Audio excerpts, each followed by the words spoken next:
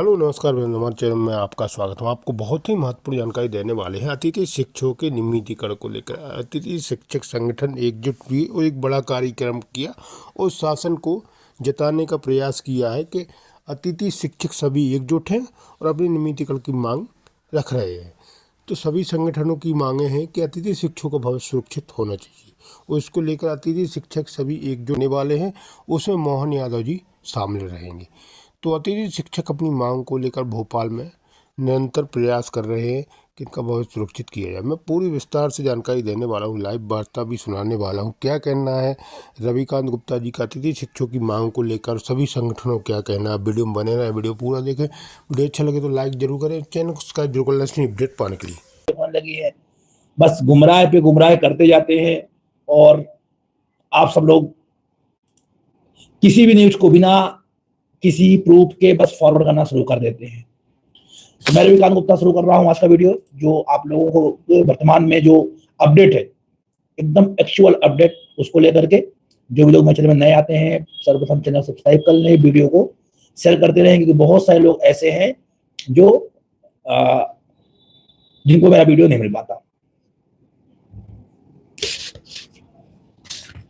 तो पहली खबर जो है रिक्त पद को लेकर के, आज मैंने कई यूट्यूब चैनलों का लिंक मेरे पास लोगों ने भेजी। सर यूट्यूब में ये दिखा रहे हैं कि आप लोगों को रिक्त पद वर्तमान में अपडेट हो गए हैं।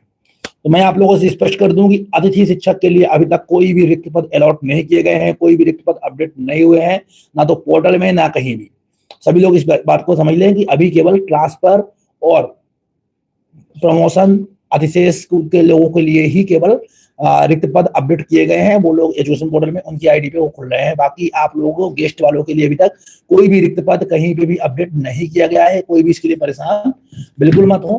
आप लोग टीआरसी में जाकर के एक चीज जरूर देख सकते हैं कि किस स्कूल में वर्ग 2 की जो चॉइस फिलिंग हुई है उस पर किसने कहाँ पे किस स्कूल चॉइस किया है, आपको ये जरूर दिख जाएगा। वो वैकेंसी रिजर्व दिखने लगी है, लेकिन अभी तक गेस्ट के लिए कोई भी लॉन्ग टर्म या शॉर्ट टर्म की वैकेंसी अपडेट नहीं की गई है। जो भी आप लोगों को खबर दे रहे हैं कि वर्तमान में अब वैकेंसी अपडेट कर दी गई है, वैकेंसी दिखने लगी है, ये सब चीजें फर्जी न्यूज है, इसमें कोई भी सत्यता बिल्कुल भी नहीं है।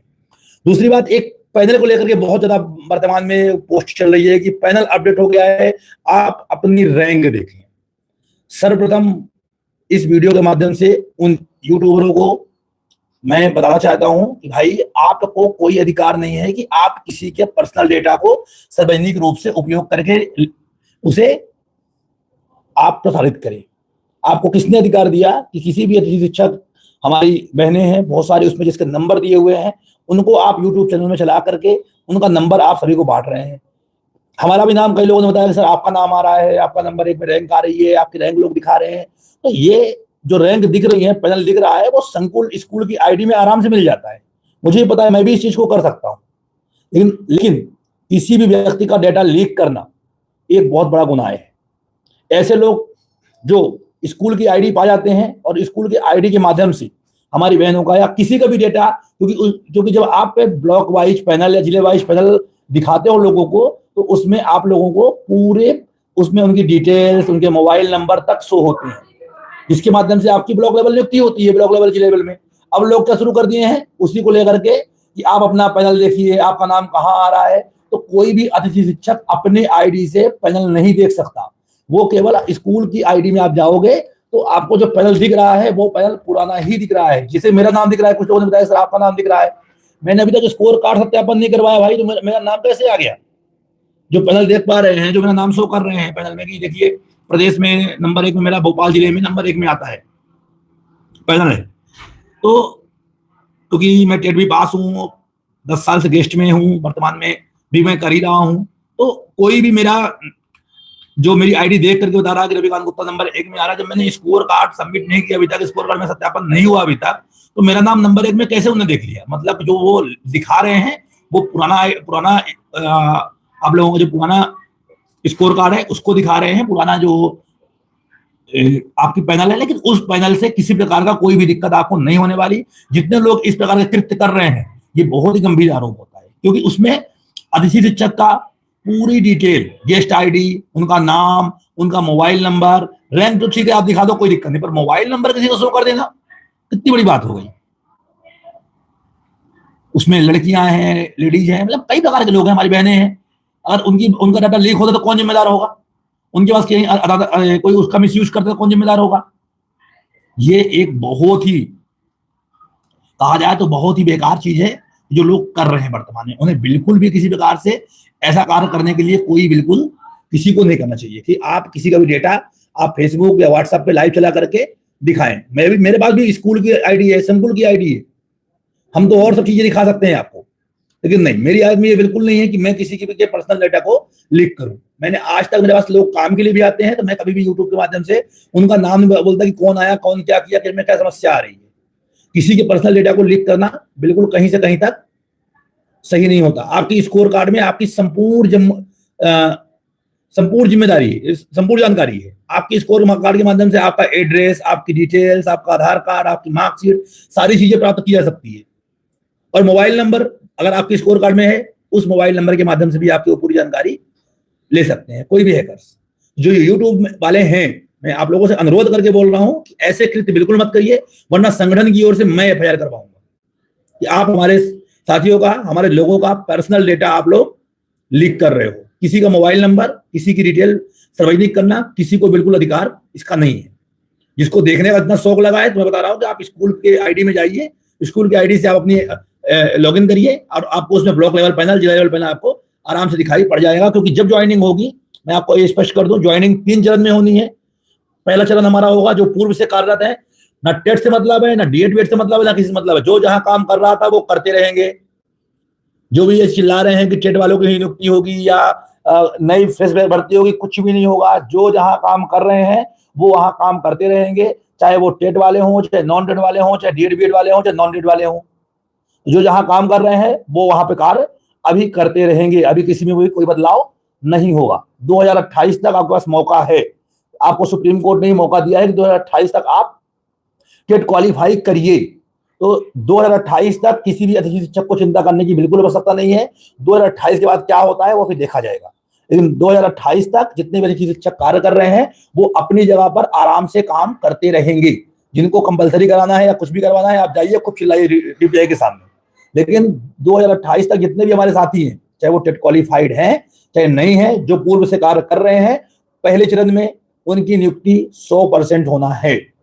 दूसरा चरण होगा चॉइस फिलिंग का। चॉइस फिलिंग हमने जानबूझ के नहीं रुकवाया, क्योंकि अगर हम लोग चाहते तो चॉइस फिलिंग रुक जाती। लेकिन चॉइस फिलिंग से जो नियुक्तियां होती है बिल्कुल फेयर होती हैं, किसी का भाई भतीजावाद नहीं होता। और लास्ट में जब पद बचते हैं, 1500 पद बचेंगे, उन पदों पर ऑफलाइन भर्ती होती है, जिसपे ब्लॉक पैनल की आवश्यकता पड़ती है। चॉइस फिलिंग पूर्व से कार्यरत के लिए किसी भी प्रकार का कोई भी ना तो ये आवश्यकता है कि आपका पैनल कहां बना हुआ है, आपका जिला कौन सा है, आपने स्कोर कार्ड में कौन सा पैनल ऐड किया है, कौन सा जिला आपने ऐड किया है। तो जो ऑफलाइन भर्ती होगी और चॉइस फिलिंग होगी, उसमें किसी प्रकार की कोई आवश्यकता नहीं है कि कौन कहां से है और कौन कहां से चॉइस फिलिंग कर रहा है, कहां ज्वाइन करने जाएगा। बहुत सारे लोग ऐसे हैं जो रहने वाले ग्वालियर के हैं, नौकरी जाकर सिरोली में कर रहे हैं। बहुत सारे लोग हैं देवास के हैं, नौकरी जाकर रीवा में कर रहे हैं। बहुत सारे लोग ऐसे हैं जो रीवा के हैं, आगे भोपाल में जॉब कर रहे हैं। तो ऐसा कोई वो नहीं है कि आप कहाँ की चॉइस फिलिंग कर रहे हैं, आप कहाँ के रहने वाले हो।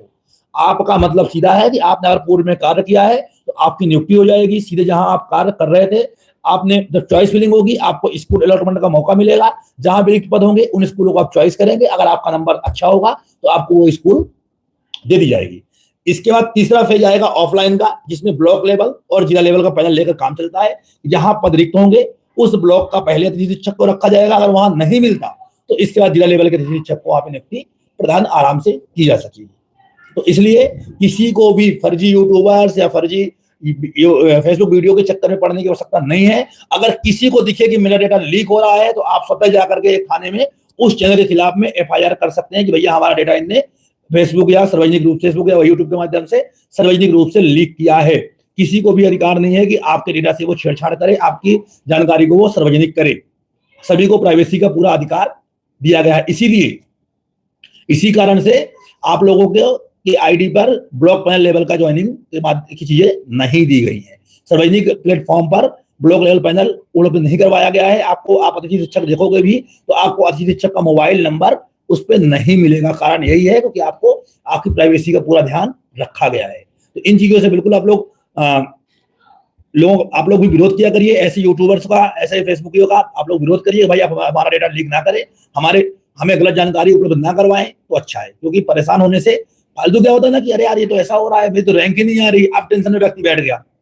कई लोगों मेरे पास फोन आ रहे हैं, सर हमको टेंशन हो गई, हमारी ज्वाइनिंग हो पाएगी। कुछ लोग लिख देते हैं कि टेट वालों की ही ज्वाइनिंग होगी, बाकी तो बाहर बैठेंगे। क्या है ये यार, मतलब कम से कम जो जानकारी दो, ऑथेंटिक दो, ये दो ही नहीं। अभी आज मैं देख रहा था फिर से उदीप की अकेडमी, दिनेश चौहान, हरियाणा में कोई आदेश हुआ है उसको लेकर के वो नियमित करवा रहा है कि एमपी में नियमित हो गए।